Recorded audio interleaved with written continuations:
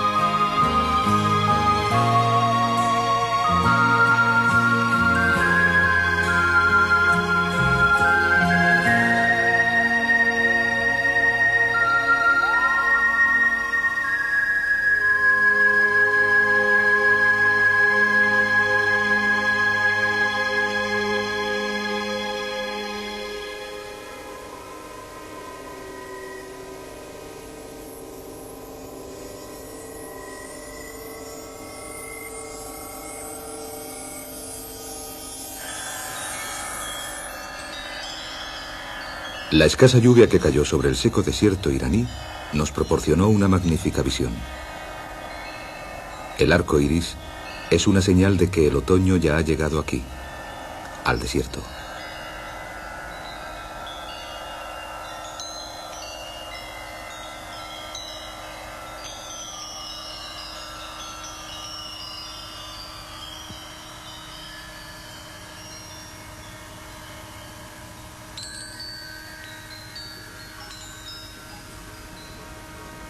Cuando llega el otoño, los nómadas se trasladan desde los pastos, su hogar veraniego, hasta una región más cálida, llevando a su ganado consigo.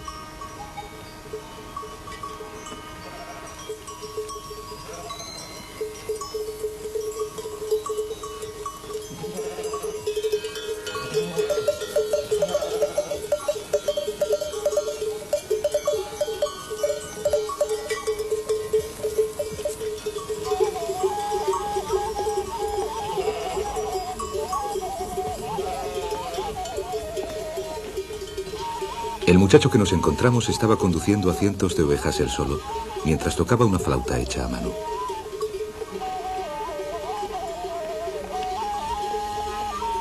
Las mujeres y los niños, que transportan las tiendas y los objetos domésticos, toman un camino diferente al de los hombres con sus ganados.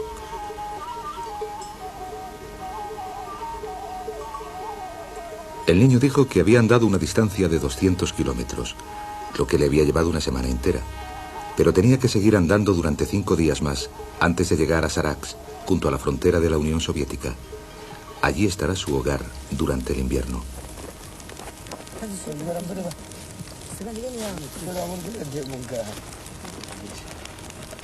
Para los nómadas es la hora del té.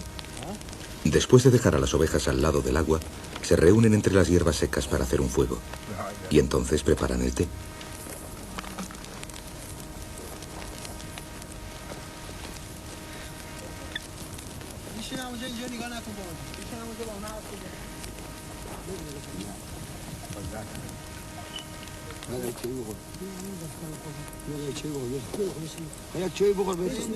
Este año hemos visto morir a 10 ovejas por la epidemia. En nuestro poblado la hierba no creció bien y las ovejas adelgazaron, de modo que tuvimos que venderlas más baratas en el pueblo.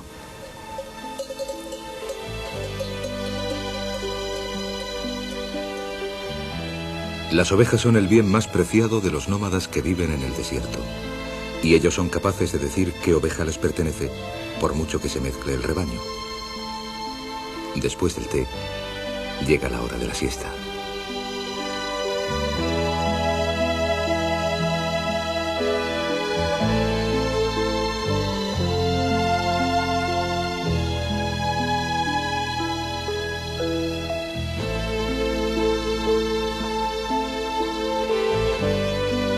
Esta extraña forma de vestido se llama namad, el saco de dormir de un nómada. Está hecho de fieltro de lana, que es muy eficaz para interceptar tanto el fuerte sol del desierto como el extremo frío del invierno. Se calcula que la población de nómadas de Irán es de entre 2 y 4 millones, pero su número está disminuyendo gradualmente mientras cada vez más y más nómadas deciden instalarse en las ciudades.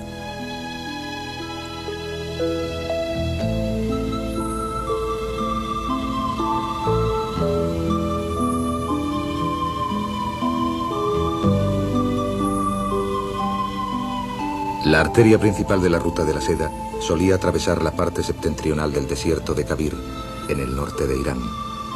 Esta ruta, que sería llamada Ruta Norte del Irán, se extiende a lo largo de una distancia de unos 3.500 kilómetros, atravesando las montañas de El Burj y acabando en Isfahan, la antigua capital del Irán.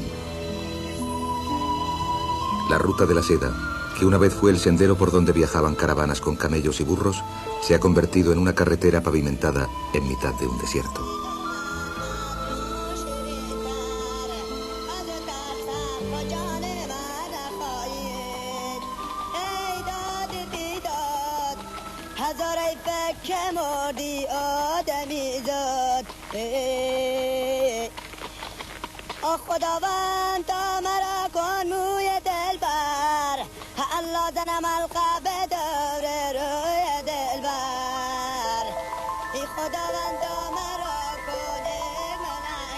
Los únicos restos que hay del antiguo caravanserai que una vez sirvió de asilo a las caravanas se pueden encontrar cerca de la antigua carretera.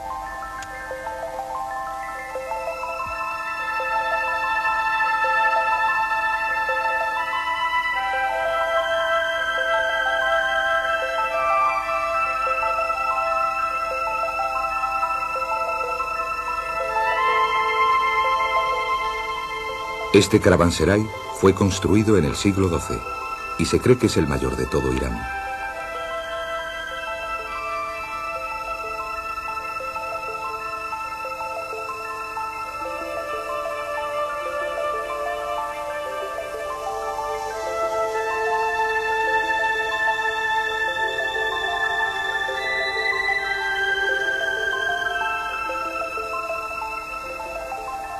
Las paredes de las habitaciones y el tejado se han derrumbado, pero los muros exteriores y las puertas hechos de ladrillo siguen intactos, recordándonos sus días prósperos.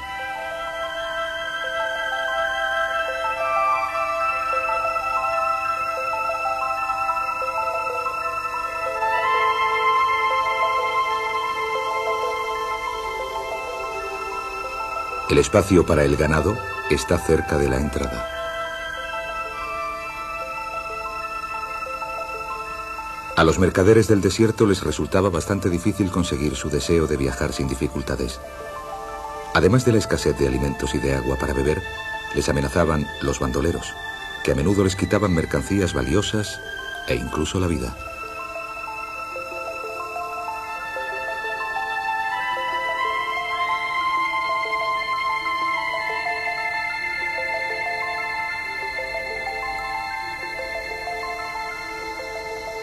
Con la intención, probablemente, de consolar los corazones de los exhaustos viajeros, las paredes de la habitación están decoradas con relieves de singulares dibujos.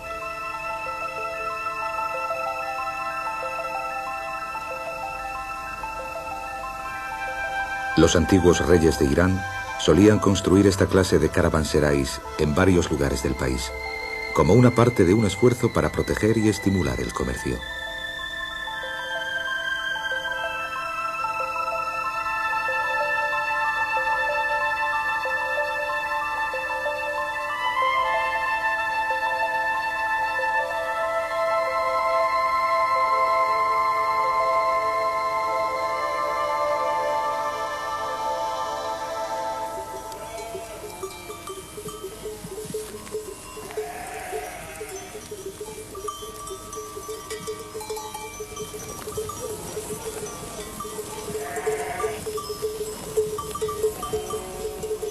Esta es una de las residencias veraniegas de los nómadas del poblado de Safiabad.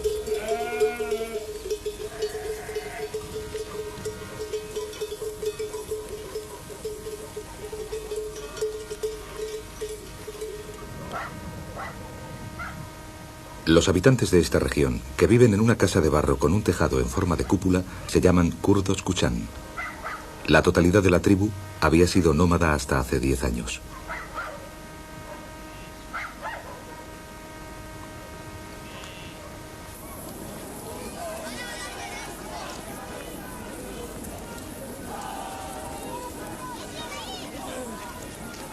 El día en que visitamos el poblado, casi todo el mundo había salido para ir a la plaza del pueblo.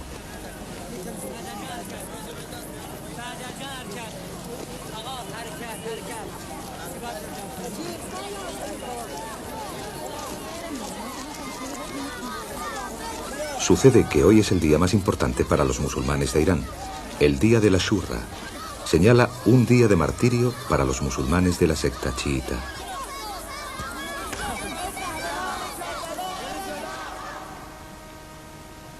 Hace 1300 años, en el siglo VII, el mundo musulmán estaba dividido en dos grandes sectas: la chiita, con base en Irán, y la sunita, formada por los árabes. En mitad de este conflicto, Hussein, el gran jefe de la secta chiita, fue asesinado por los de la secta sunita el 10 de octubre del año 680 en un lugar llamado Karbala.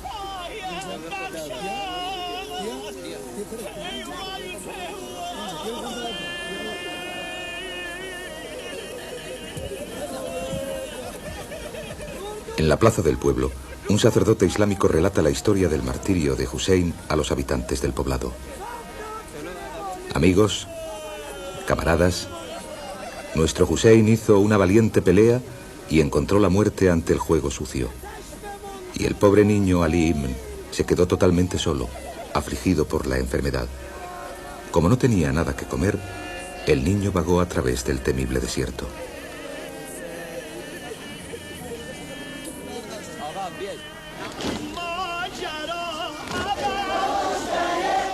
Este día trágico se llama Ashura, y los iraníes desde hace mucho tiempo tienen la tradición de celebrar anualmente una ceremonia religiosa lamentando el martirio de su líder, Hussein.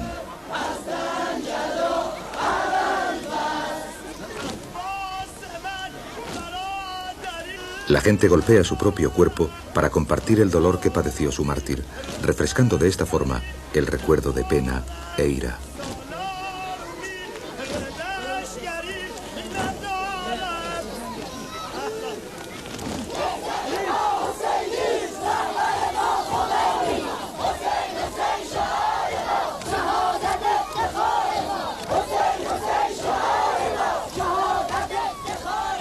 Mashhad, cerca de Safiabad, es la tercera ciudad más grande de Irán y el principal lugar sagrado de la secta chiita.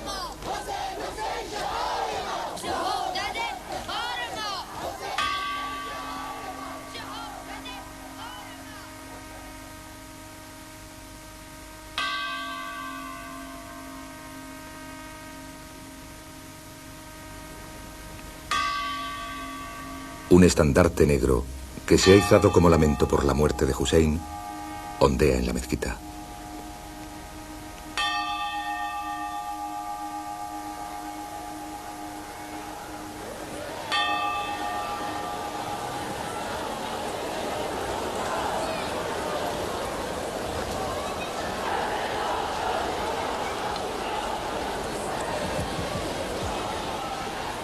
En el día de la Ashura, la totalidad de la tierra del Irán hierve de excitación. Y esto es especialmente cierto en Mashhad, donde se encuentra el sepulcro de Ali Reza, el octavo dirigente de la secta chiita. Mashhad es, desde luego, un epicentro del fervor religioso del país. Los creyentes desfilan por la calle, todos y cada uno de ellos gritando «Hussein». El destino final de su marcha es un altar donde se encuentra la tumba de Ali Reza. Lo que tienen en sus manos los hombres de camisas negras es un montón de cadenas.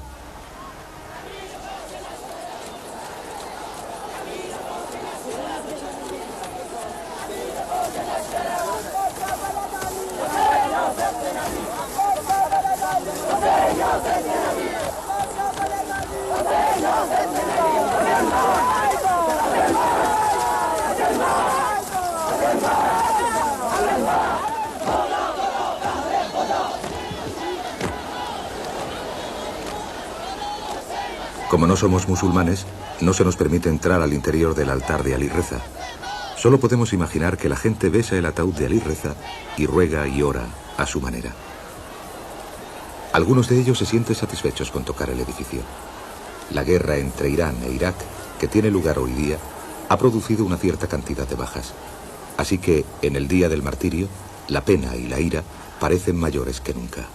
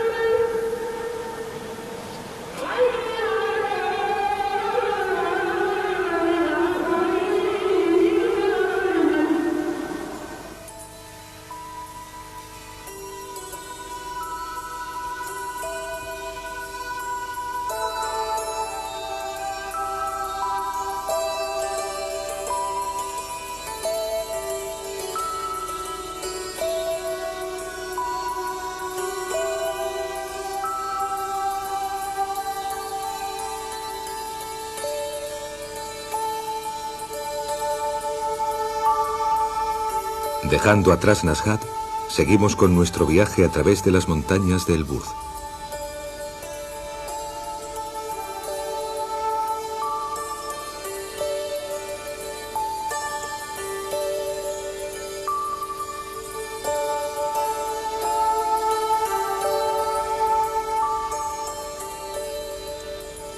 Esta zona es una infinita tierra salvaje que nos recordó a los campos baldíos de Gobi que atravesamos durante nuestro viaje por la ruta de la seda china.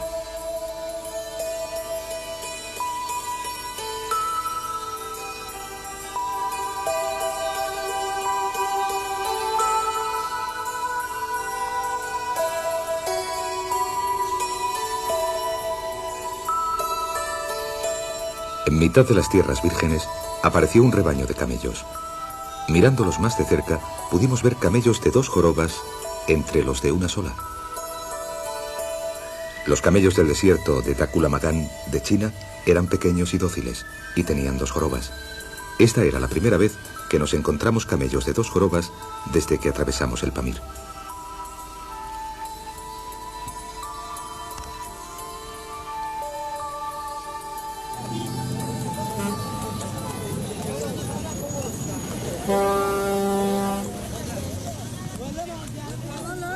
En la falda de las montañas de El Burd está la zona de Gorgan, cuyos habitantes se dice que son en su mayoría turcos, de ascendencia turca.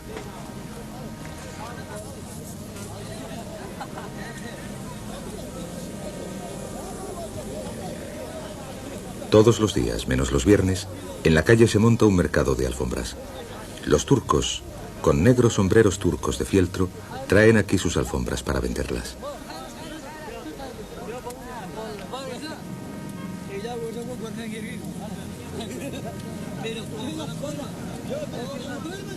Las alfombras de este mercado destacan por la simplicidad de su aspecto. Emplean muchos hilos rojos y son muy cálidas.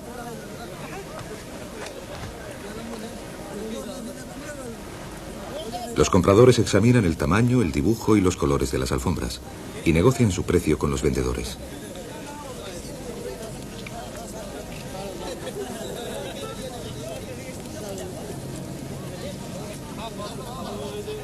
Con billetes en la mano, los hombres agitan con firmeza sus manos. Sí, la negociación ha terminado con éxito. Los precios son de 50 a 60.000 yens para las alfombras más pequeñas y de 300.000 yens para las más grandes.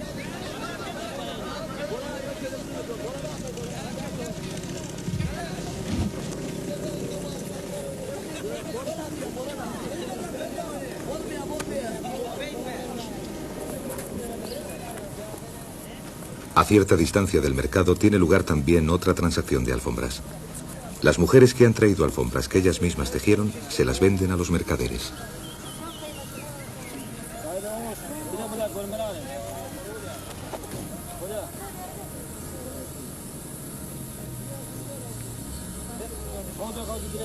Los mercaderes de alfombras tratan de rebajar el precio de las que han traído las mujeres.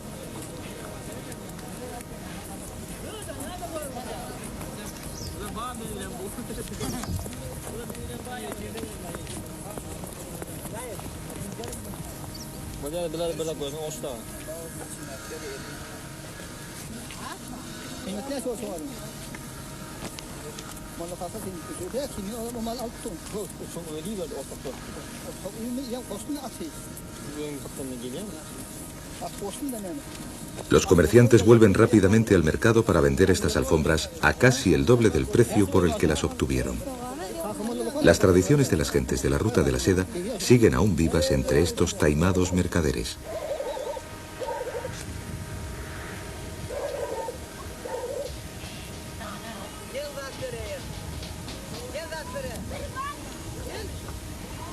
Los turcos fueron en un tiempo un pueblo de a caballo que se destacaba por su espíritu intrépido y dominaba el Asia Central. Hoy día, no solo viven en la falda de las montañas de Elburz, en Irán, sino también en la República del Turkmenistán, que establecieron ellos en Asia Central, en territorio ruso.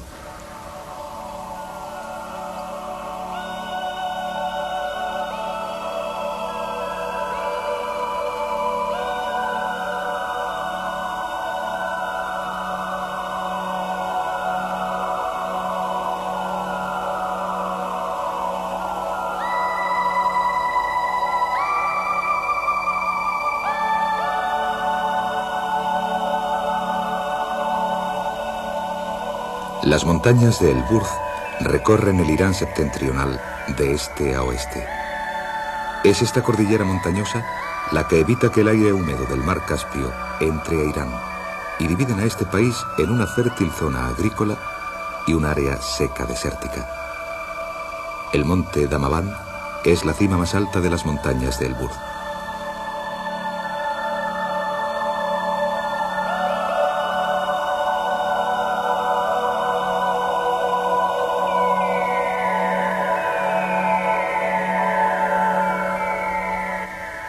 Este sendero estrecho y sinuoso de las montañas de Elburz fue abierto por varias tribus extranjeras que invadieron Irán una serie de veces. Cuando Hulagu Khan, nieto de Genghis Khan, y su gran ejército mogol atacaron Irán en el siglo XIII, utilizaron este paso montañoso. Según el libro de Marco Polo, un peculiar grupo religioso construyó una fortaleza en lo más profundo de las montañas de Elburz y resistió hasta que fue destruido por ese ejército mogol. La fortaleza se llamaba Alamut. Estaba construida en lo más profundo de las montañas occidentales de Elburz.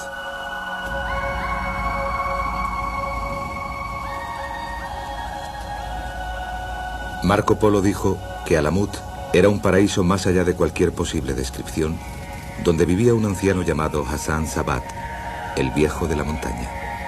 Buscaba a un joven que cumpliese sus requerimientos y, si encontrase a uno adecuado, Hassan Sabat le dormiría mediante un narcótico y se lo llevaría a la fortaleza. Cuando el joven se despertara, le enviaría una misión. ¿Qué clase de persona era Hassan Sabat? Por desgracia, los campesinos de las faldas del Elburz jamás han escuchado esa leyenda, ni tampoco han oído hablar de nadie llamado Hassan Sabat.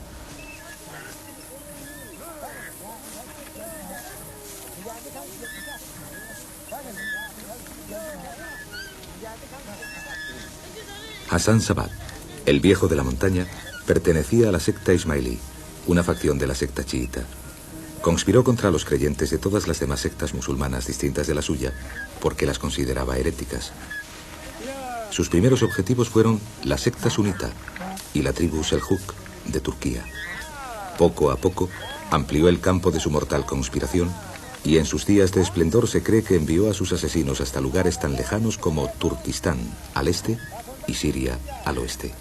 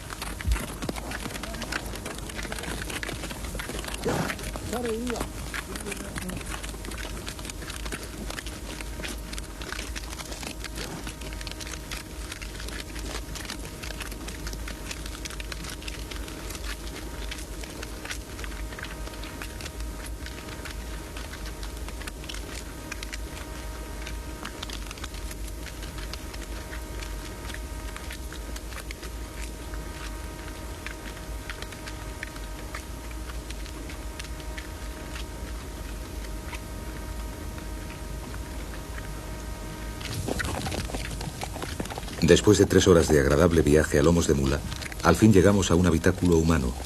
Era un viejo poblado llamado Gozerkan, al pie del Alamut.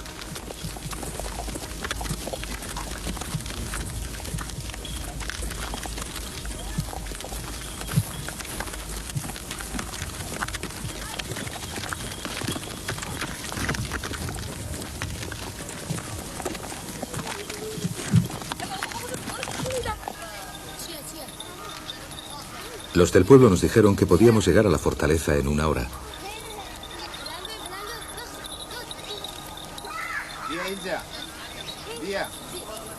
Seguramente porque no estaban acostumbrados a ver forasteros.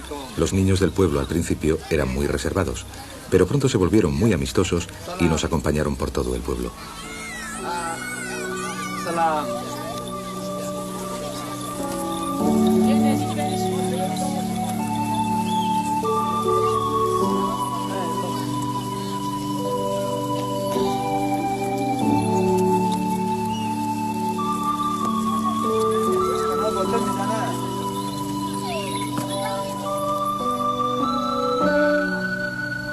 Hilar la lana es una tarea de mujeres.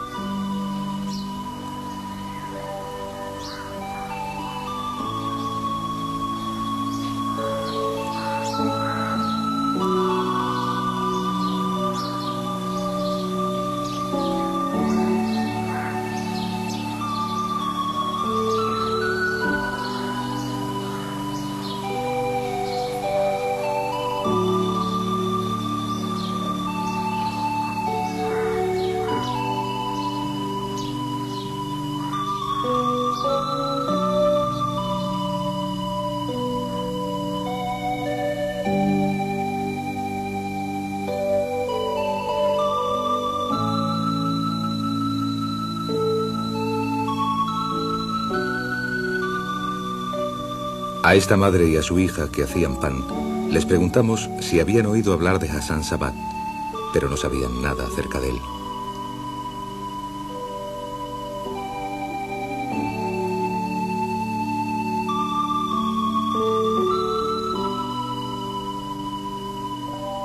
Gozerkan es un pueblo tan pacífico que no podíamos creer que en un tiempo acogiese a ese terrible grupo de asesinos.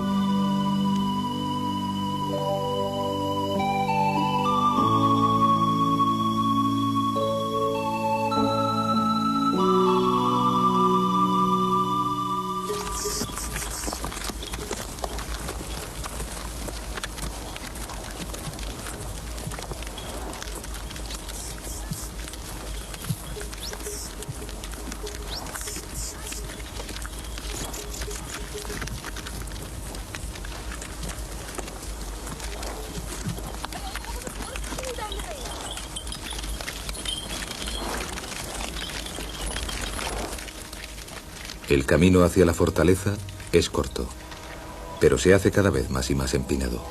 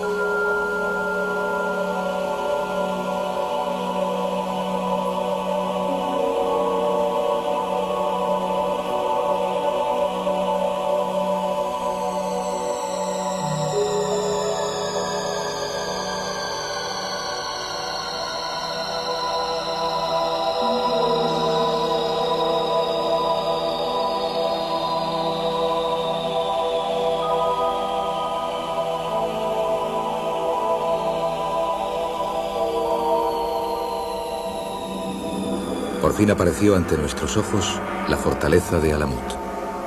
Alamut significa nido de águila. Haciendo honor a su nombre, la impresión general que da el lugar es la de una enorme montaña rocosa. El libro de Marco Polo registra la visión de la fortaleza de la siguiente manera. En el interior de la fortaleza hay un elegante palacio decorado con soberbias pinturas y chapado en oro. Ahí hay 4 ríos que llevan vino, leche, miel y agua, respectivamente.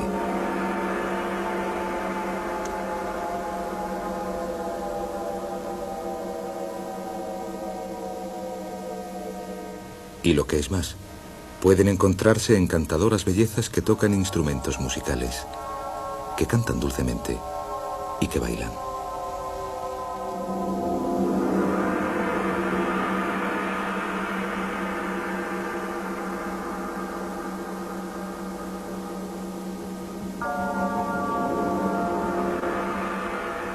Hassan Sabat, el viejo de la montaña, llevaba a su palacio a jóvenes de 12 a 20 años y les dejaba quedarse allí.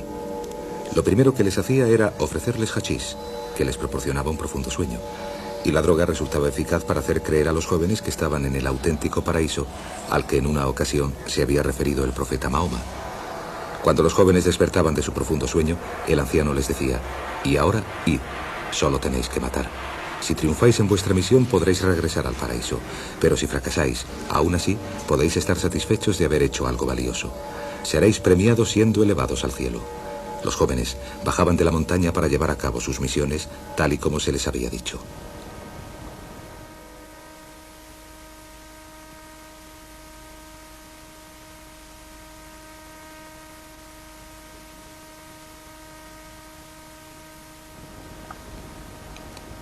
Hoy día los restos de la fortaleza no tienen nada que decirnos acerca de aquellos días pasados.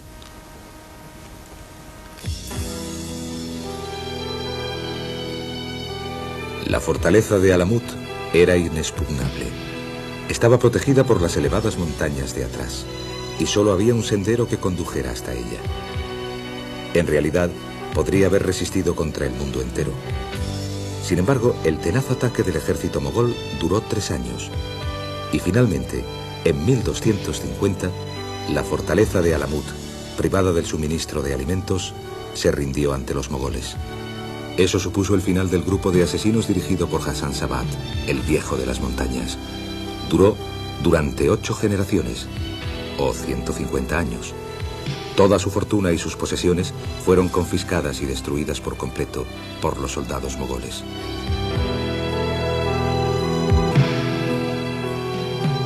¿Era Hassan Sabat, el viejo de la montaña, un simple jefe de un grupo de asesinos fanáticos o era realmente un auténtico reformador religioso? 500 años después, las opiniones acerca de Hassan Sabat siguen estando divididas, añadiendo otro misterio a la ruta de la seda.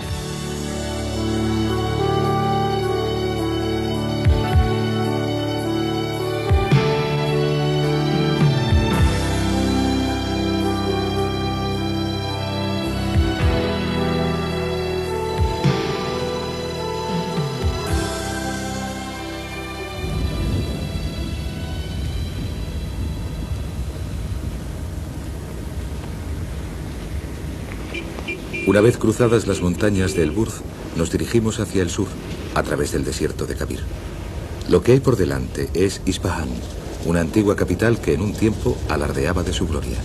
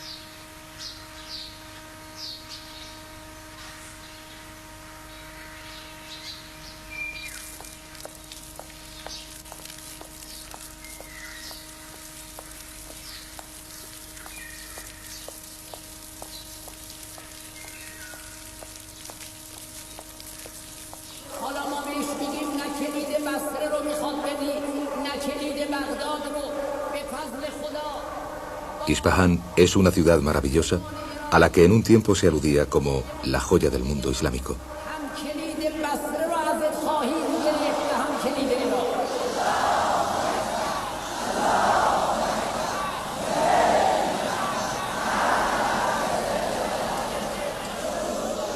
Cada viernes, una plaza frente a la mezquita, en el centro de la ciudad, se llena de gentes que rezan en dirección a la Meca.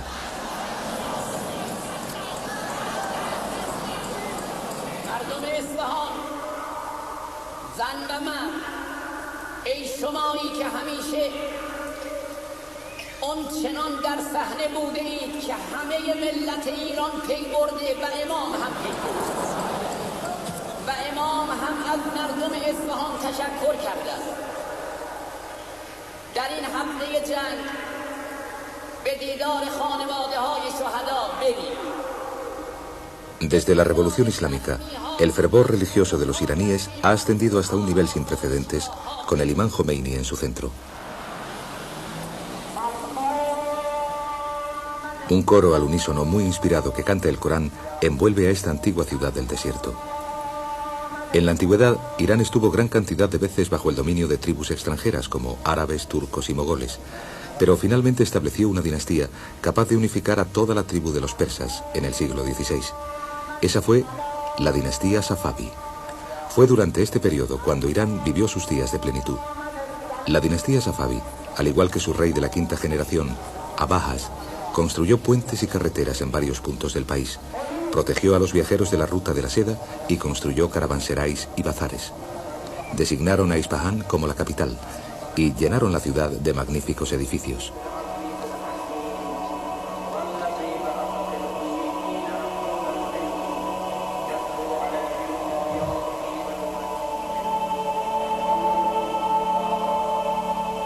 El rey Abajas impulsó la construcción de esta mezquita, pero no se acabó hasta 25 años más tarde. Se dice que la mezquita es una de las estructuras más hermosas del mundo.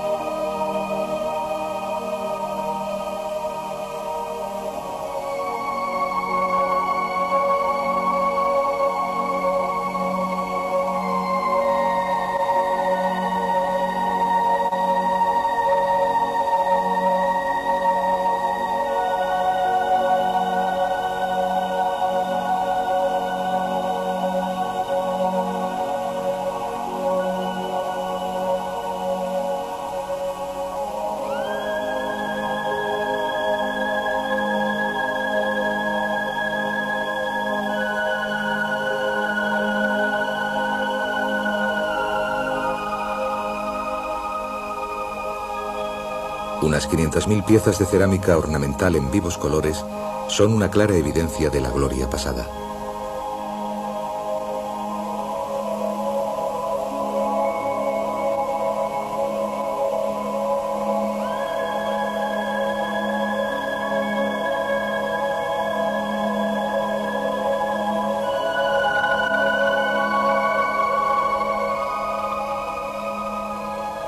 Desde el siglo XVI hasta el XVII, Isfahán se entregó a tales extravagancias que la gente llegó incluso a llamarla una mitad del mundo.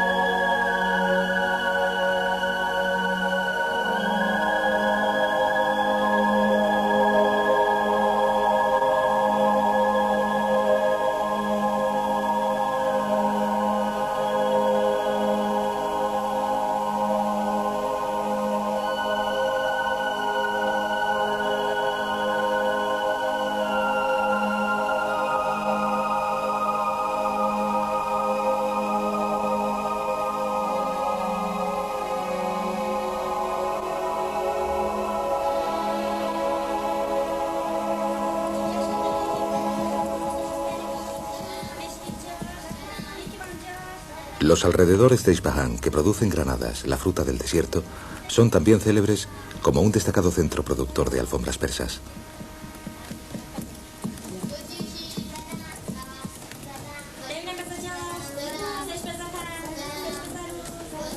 En la pequeña fábrica se encuentran unas cuantas mujeres tejiendo una alfombra, gritándose las unas a las otras para asegurarse de la textura del dibujo. Todo se hace a mano. Por lo general se tardan 2 o 3 años antes de que una pieza esté completa.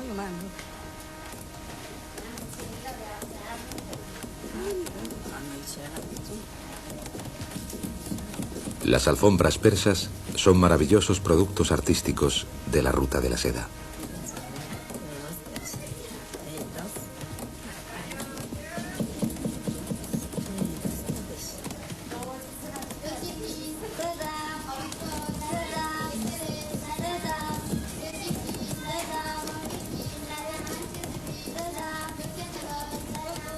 La historia de las alfombras persas es antigua y data del siglo V a.C. Tanto los productos textiles árabes, que llegaron a Irán en el siglo VII, como los tejidos chinos, que llegaron en el siglo XIII, estimularon a las gentes a diseñar nuevas técnicas de tinte y de tejido.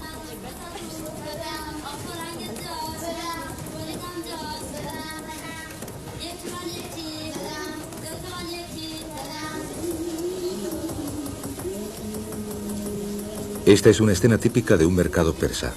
El bazar de Isfahán está cubierto por una alta arcada, dentro de la cual corren varias calles que se entrecruzan y serpentean como en un laberinto. Se extienden a lo largo de una distancia considerable y se dice que el número de tiendas excede las 2000.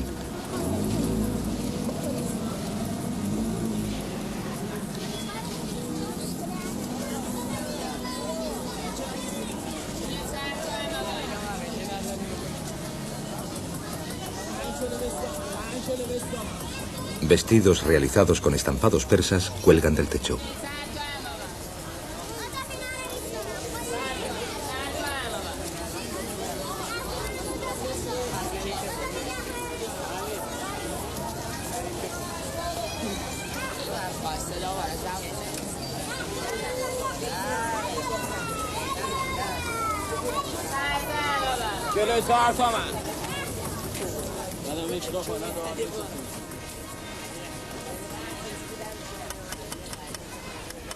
Las técnicas del trabajo en oro y del grabado de metales se desarrollaron en Isfahán y fueron llevadas hasta tan lejos como la China a través de la ruta de la seda.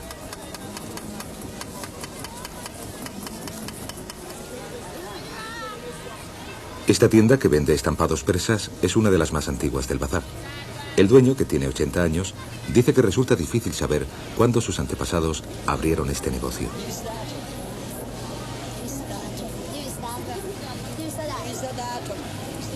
Recuerda que en su infancia el bazar estaba muy activo con los mercaderes itinerantes que llevaban camellos cargados, de modo que en la tienda se podían escuchar varios idiomas extranjeros. Oía a menudo historias acerca de la India y de Egipto, contadas por esos viajeros que habían traído varios artículos exóticos. Así que el bazar no era solo un lugar donde se intercambiaban mercancías, sino también un centro internacional de información.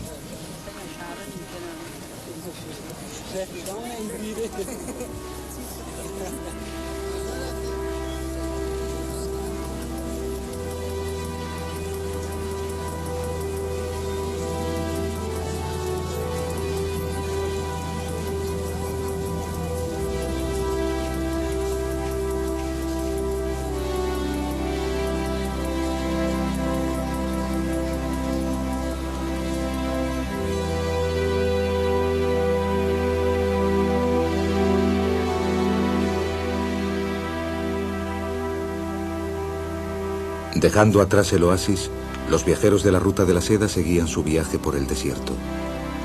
La ruta del este lleva a Kabul, en Afganistán, además de a Merv y a Samarcanda, en Asia Central, mientras que la ruta del oeste lleva a Bagdad.